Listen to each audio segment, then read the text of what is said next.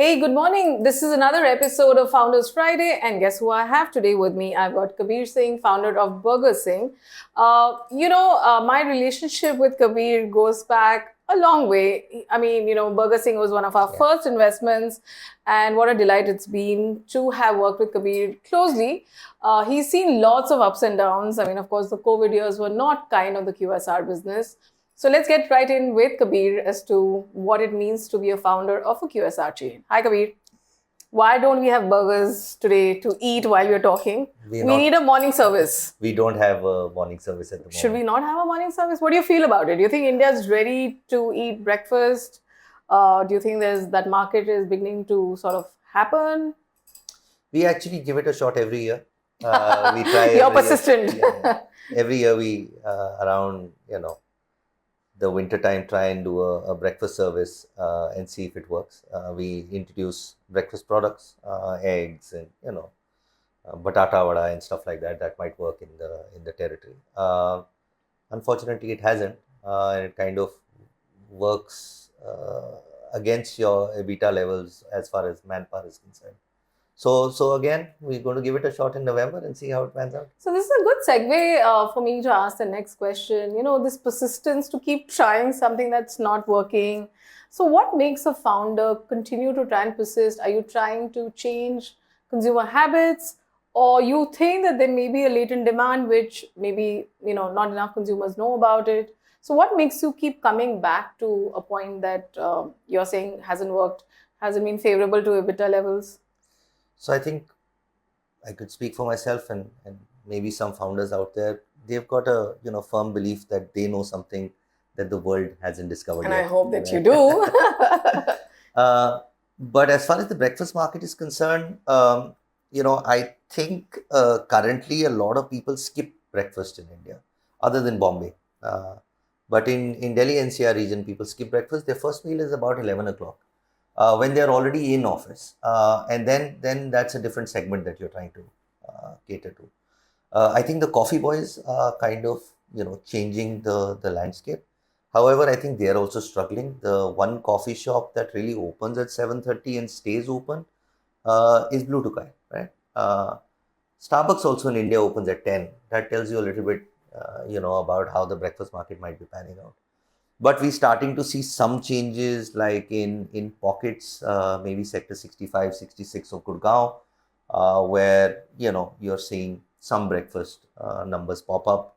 Palam Vihar, Gurgaon, again, some breakfast numbers pop up. Thane, surprisingly, in Bombay, some breakfast numbers pop up. But tier 2, tier 3 cities, Chandigarh, it's pretty much flat. But a lot of these cities close really late. Stores in Chandigarh close at 4 o'clock. In the morning. Wow. And so they're having their breakfast at 4, not at 8. Yeah. I think the shifts are getting over. Yes. The pubs have closed, whatever it is. The 4 o'clock business is pretty good though. How are you seeing tier 2, tier 3 India respond to fast food like a burger and, your special Indianized sort of flavored burgers? So, the Indian flavor burgers are working pan-India because people understand those flavors and, once you've eaten that, you probably want to come back to it. The tier 2, tier 3 story is actually pretty interesting. Everybody in India today has eaten a burger. The American chains. Wow, okay. Yeah. That's a good statement or a bad statement, I don't know. But well, I think burgers eventually go to end up the pizza way where, everybody knows what a pizza is. But we're seeing people from, say, smaller towns around Lucknow actually come into Lucknow and eat a burger at one of the American chains. But they don't have an organized food player in the burger space in their own city. Domino's has gone to a lot of these cities. So they understand pizza, they understand burger, but they don't have a quality burger place in their city. And therefore, it is pretty much a market that's very ripe to be, kind of monetized. So the tier 2, tier 3 are working exceptionally well. Can I open 10 stores in a tier 3 city? Maybe not. You could probably Why not? I think the population density is crowded around one market. If you look at a lot of these tier 2, tier 3 city markets, you will see there's a Sadar Bazaar and there's a railway station. That's pretty much it. Everybody kind of goes there. So you could do 1 or 2 stores, because if you do too many, you'll cannibalize your own delivery. And we're a franchisee first model. You want to make sure everybody makes money. So we'll carefully wait for the overall market to kind of get to a certain level before we deploy a second store. But I think 2-3 stores is something in a tier 2, tier 3 city works well. So we were discussing Bihar. I wanted to shed some light. I mean, I think the perception of Bihar as a state, the ability to spend on discretionary spend is not quite the same as what we understand. But you gave me some pretty eye-popping numbers and insights. Yeah, Bihar is a great market in the sense that there's money, there's enough money over there to spend on a 30, 50, 70, 100 rupees kind of a burger. And I'm thinking around the country. 100 rupee burger? Yeah. Wow. Okay. Yeah.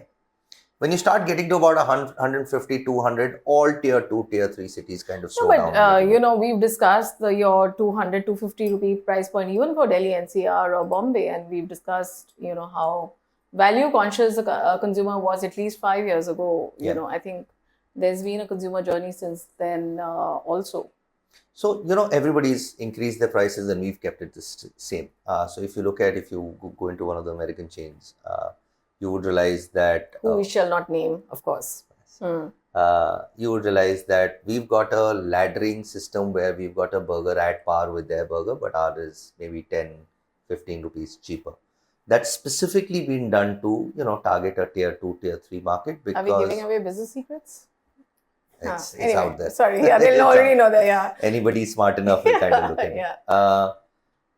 And things in a tier 2, tier 3 market kind of get tapped around 150, 200 per person per burger.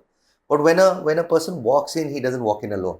In a tier 2, tier 3 city, you see 3 or 4 people walking in. So the ticket size is pretty good. So are you seeing attached rates? Are you seeing fries and a drink as well with a burger in, let's say, Bihar? You were saying Purnia is a great market, for example. Gaya is a great market. Purnia is a great market. So slightly different. In Delhi NCR, you see about 1.5 person per ticket, right? So generally between 1 or 2 people walk into a store for that bill.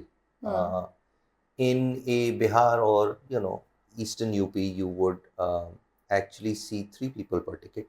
And the ticket goes up to maybe 300, 350 Oh, nice.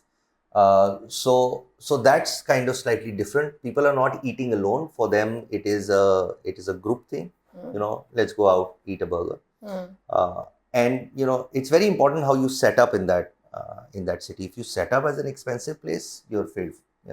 It's not going to work. But over a period of time, people get used to the product as well, and you've got very high repeat rates in these tier 3, tier 4 kind of cities. So to build a QSR brand in India, do you think you need to come across as being cool, hip, or do you need to come across as being cheap and pocket friendly? So that's definitely it. Cheap and pocket friendly is definitely it. It has to be consistency of the product that you're selling. So, Domino's is not great pizza, but you know what you're going to get in what price, and you're going to get it day in, day out, and you're going to get it in 30 minutes. So there is a, expectation from the product. So in the QSR segment, I think it's very important to be consistent. It's important to be cost effective, and it's also important to be fast. You can't have somebody hanging around for a burger for 20, 25 minutes. The guy places an order, he should have the burger out in 5 or 6 minutes so that your table turnarounds are faster. Otherwise, you'll end up spending, crazy amount of money on real estate. So the QSR, I think, fundamentally cost, speed, and consistency of product. So is that your tagline? Pretty much. So, when we invested in Burger Singh, QSR was not the flavor of the investor season. Suddenly we see lots of investors, putting money behind cafes, QSRs. What do you feel about it? You've had a long funding journey as well. You've seen, of course, lots of ups and downs. We'll come to the COVID years in a bit, but I just want to understand, what do you see of this funding environment for QSR specifically?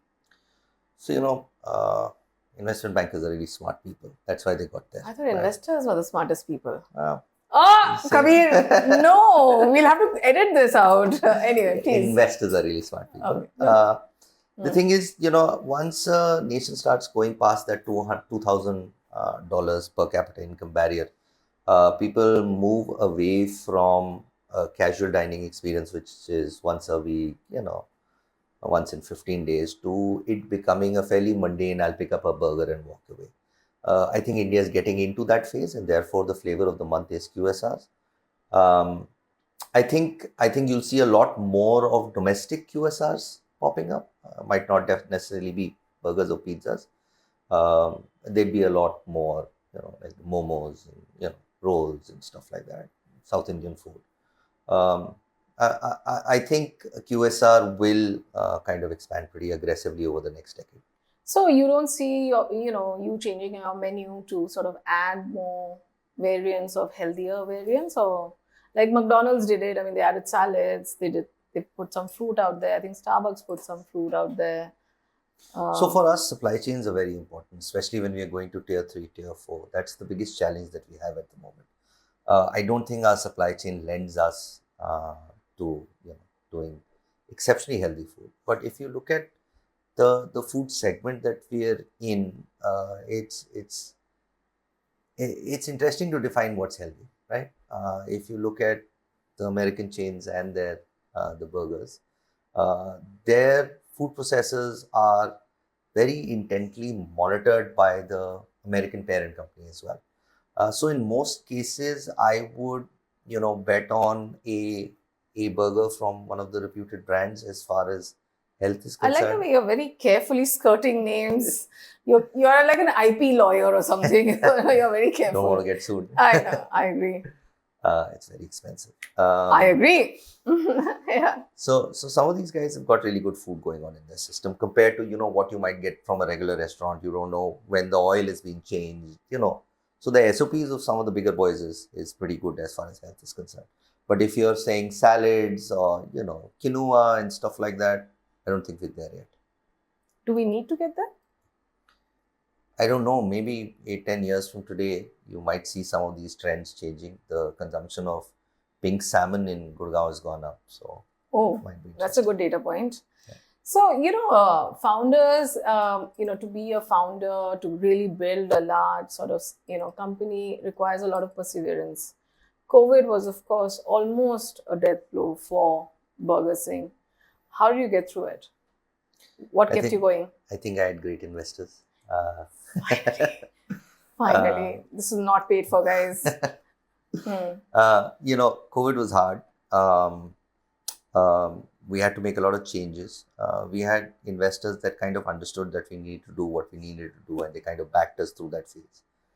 We had to make some tough calls, calls like shutting down a lot of stores before the lockdown had kind of been implemented. And it was a lot to do with my gut that, I thought this would be a lot longer than those 20, 30 days odd. I had investors that kind of let me do what I wanted to do. So it was hard, but I think some of the calls that we made in that time period and also some of the rescue funds that we got from some of our investors saw us through. But what that did was that kind of really cleared our mind on what is important and what is not. Hyper growth is not important. It is careful consideration of each location with something at the back of your mind that tells you everything can go wrong all the time. So you still have to take risks, but I would say as far as locations is concerned, we become very overcautious. So Kabir, we always have a segment, and this is a little bit of a surprise for you, is you can ask me questions. So feel free, anything. Okay.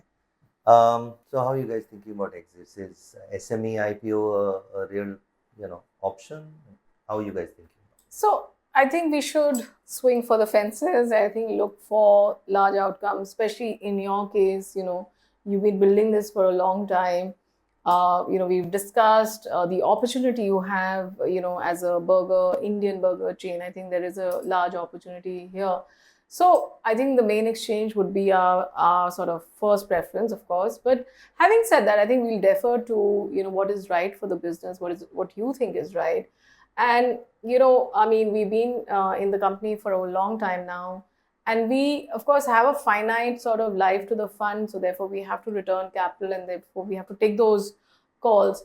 But if it's an IPO, and especially on the main exchange, I think it'll be a great outcome, and I can already promise you a big celebration, even though we are not your biggest investors, because I think, you've really seen lots of ups and downs. So there has to be a pot of gold at the end of that rainbow for you, because I think you'll sell the brand short a little bit if you, go in any other direction, is my point of view.